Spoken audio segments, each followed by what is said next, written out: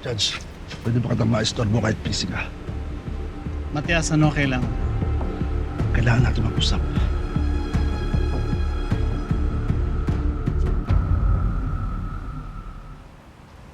Aha. Teka.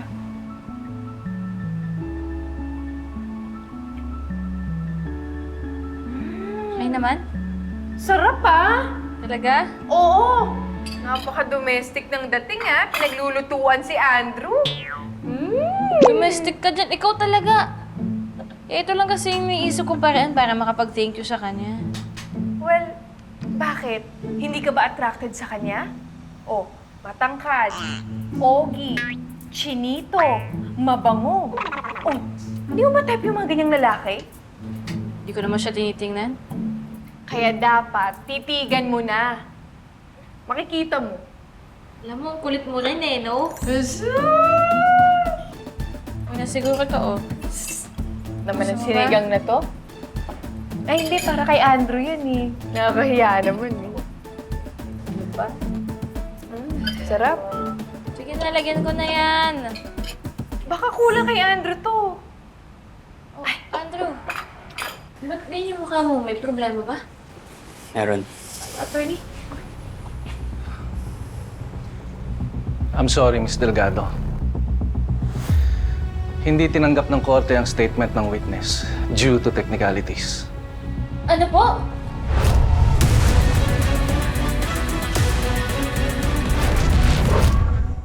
Dahil walang supporting evidence, considered hearsay ang lahat ng sinabi ni Golda sa korte. Paano yan? Baka naman po pwede magbago yung desisyon kung kakausapin natin yung judge. Joey, I don't think magagawa pa natin yun at this point. Actually, ang palagay ko, may kumausap na sa judge kaya naging gano'n ang desisyon niya. Baka may nag-sabotage ng case natin. Si Verdugo. Malawak talaga yung galamay niya, Joey. Hindi natin siya kaya. So, ano, wala lang yun? Tapos na? Wala na tayong magagawa? Kung hindi magagamit yung statement na Golda, paano makakalaya si tatay? Anong gagawin natin, Andrew? Wala lang lahat ng pinagpaguran natin, yung pinagharapan natin?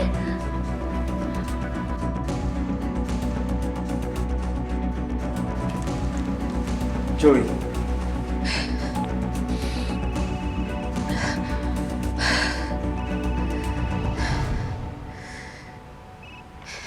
Hello, Nay. Nabalitaan niyo na po ba yung tungkol dun sa kaso ni tatay?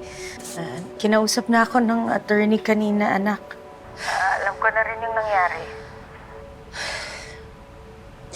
Ba't ba nangyayari sa atin to, Nay? Tagal-tagal namin hinahanap si Golda. Ang dami kong pinagdaanan para lang mapatestify siya. Tapos ibabasura lang nila yun. Wala lang lahat ng sakripisyo ko. Hindi naman sa ganun, anak. Kung hindi naman dahil sa ginawa mo, hindi ko malalaman yung totoo eh. Yung walang namagitan sa tatay mo tsaka kay Golda. Pero Nay, paano na ngayon si tatay? Wala tayong laban sa kaso niya. Anak, huwag ka mawala ng pag-asa, ha? May awa ang Diyos. Naniniwala rin ako na nakikinig siya sa ating mga dasal. Mabubuo rin ang pamilya natin. Mangyayari yun. Kaya kapit lang, anak, ha?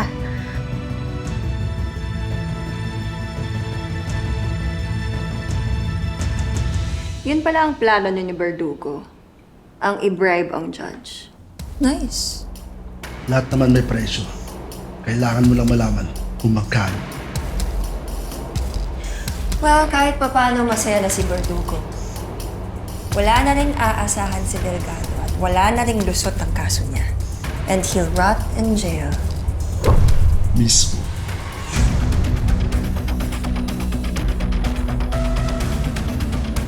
Sa inyo, akong bahala eh. Bahala. Ang dami mo naman talagang pinili. Tapos, sa pag-gastos ka pa, umabsent ka pa sa trabaho. Ano ka ba? Okay lang. On call naman ako. Tatawagin naman ako ni Tito kung may kailangan daw gawin. Hindi kita iwan mag-isa nung hindi ka okay.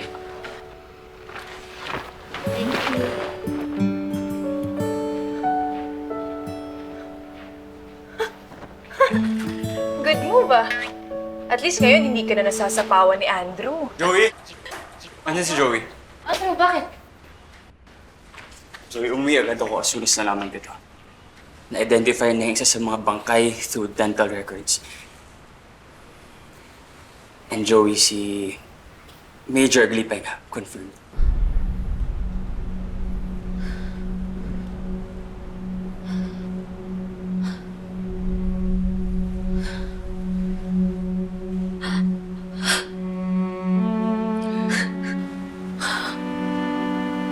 Tito.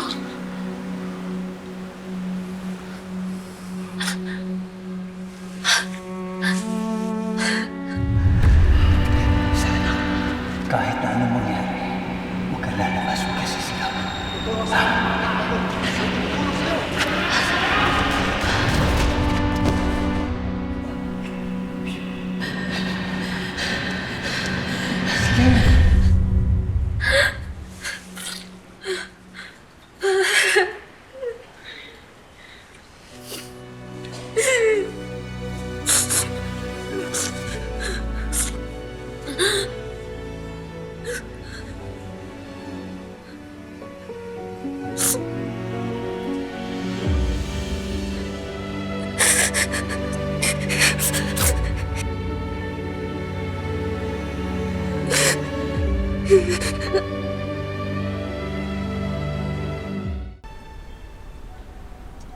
Alam mo, anak, kilala ko ang ninong Diego mo. Kaya hanggang ngayon hindi ako makapaniwalang na-involve siya dun sa sindikatong yon. Ako din po, Nay. So kahit may kasalanan po sa atin si Ninong Diego, hindi niya pa rin po deserve yung nangyari sa kanya. Sana lang po, no, nagkaroon po siya ng kahit onting panahon para makapagsisi at magbagong buhay.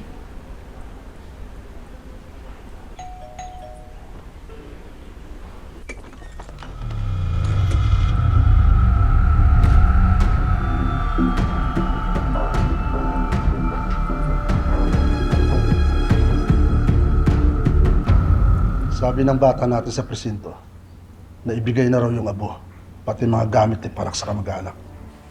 Ano? Sayang ang binayad natin sa mga bobong yan. Kung simpleng utos, hindi nila magawa. Tinignan naman lahat ng gamit bago na-release. Kaya safe sila. That's not enough. Ang dami nyo ng loose ends. Katulad niyang si Golda. Akala nyo patay na. Pero nakapagsalita pa. We have to make sure na wala nang iniwan na iba si Parak. Kung kailangan nyo hanapin kung saan dinala yung magamit niya, yun ang gawin nyo. Miss Delgado, bilang kay ni Miguel ang listed na next of kin ni Diego, sa inyo mapupuntang remains ni Major Aglipay, pati na rin ang mga gamit niya sa opisina. Nakikiramay ang buong hanay ng kapulisan sa inyo. Salamat po. Salamat po. Upo muna po kayo. Ilalagay Salamat po po. namin ito. Lagay ko lang to sa altar, ha?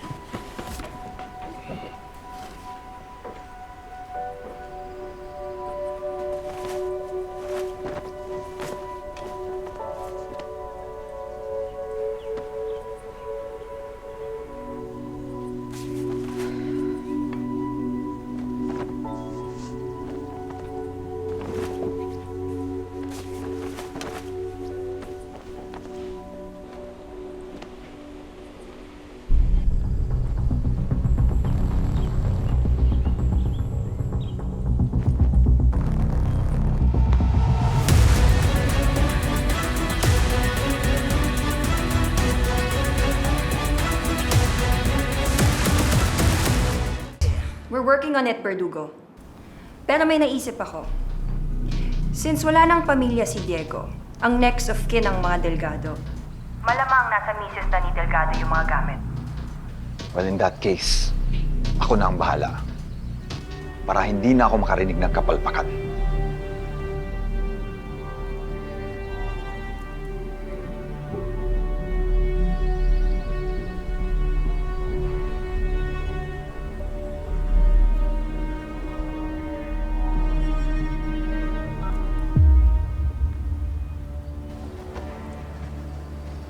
Everything okay?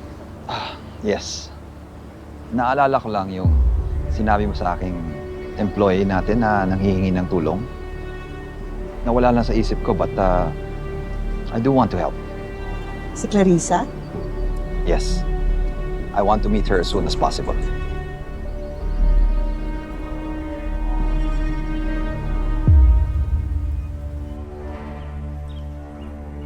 Sige po ma'am, mauna na po kami. Ingat kayo ha.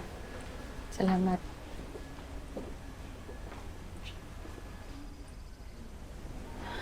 Nay, Anak, tingnan mo po to. Nakita ko po yan sa magas ng jacket ni Ninong Diego. ano gagawin natin dito? Naitingin ko kasi, andyan yung ebidensyang hinahanap ko eh. Kaya doon niya nilagay. Bakit ngayon mo lang sinabi? Ihabulin natin kay Chief, ibigay natin! Ano? Nay, natuto na po ako.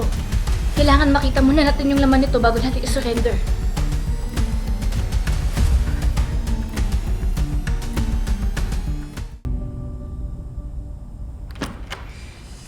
Oh, Peter!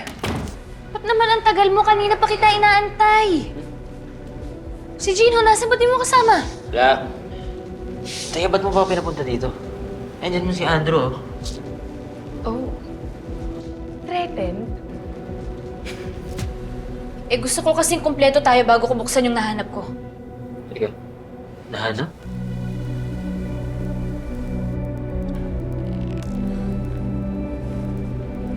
Eto. Nakita ni Joey sa mga gamit ni Major Aglipay. Nakita ko yun doon sa manggas ng jacket ni Ninong Diego. Tingin ko sinadya niya talagang iwan yan doon. Kasi importante yung laman yan. Ano kaya?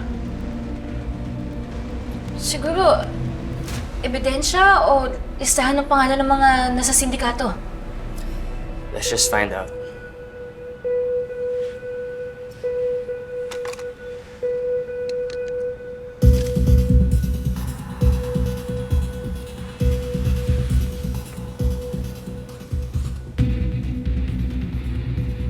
Isang video file lang to. Hindi. Let's watch it.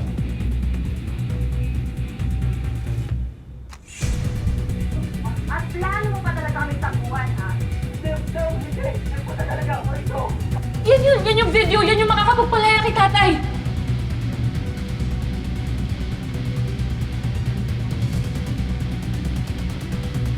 Teka, i-rewind nga natin to. Baka ito yung sinasabi nung kaibigan yung Korean. Yung Theresa. Pero kasi, hindi ko pa talaga siya nakita eh. Joey, I think ito na talaga yung solusyon. Para sa kaso ng tatay mo. You are gonna be with him very, very soon.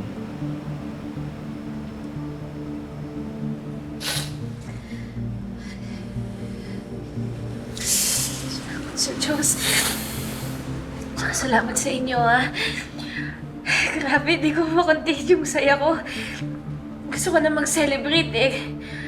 Kaso natatakot ako, baka ma-jinx, eh. Siguro magsi-celebrate na lang ako kapag talagang nakalaya na si tatay. Tsaka para kompleto rin tayo, dapat nandito si Jinho. Kasi hindi ko naman ito magagawa kung mag-isa ako, eh. Nangyari lang to kasi dahil sa inyong tatlo. Maraming salamat. Oh, sige, tatawagan ko na si attorney para ibigay ito sa kanya itong evidence natin.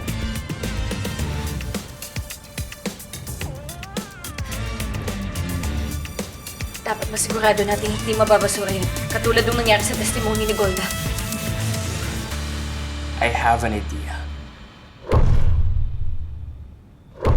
Boss, Ready?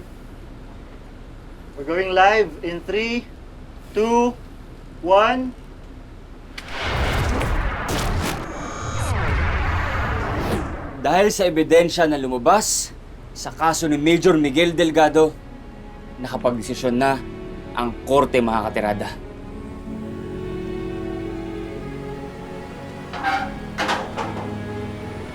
Napatunayang walang sala ang dating pulis.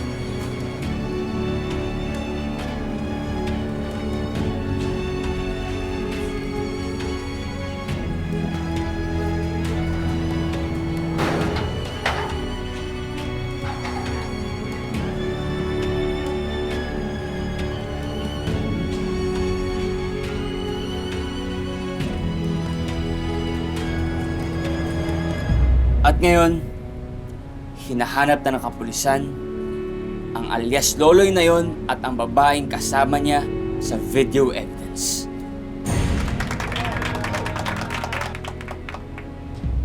So for more information about the case, mga katirada, please check on the description below.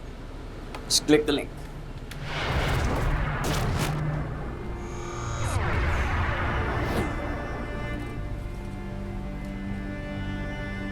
Gusto kong humingi ng tawad sa inyo, mga katirada.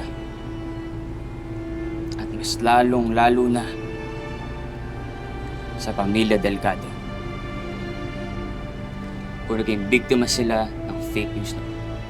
It just goes to show na kahit sino sa atin ay maaaring maging vulnerable sa panloloko. Kaya huwag tayong basta-basta niniwala sa sinasabi ng mga iba, mga katirada. Dapat ay tayo maging mapanuri, mas mabusisi, at higit sa lahat, huwag tayong titigil hanggat hindi lumalabas ang katotohanan.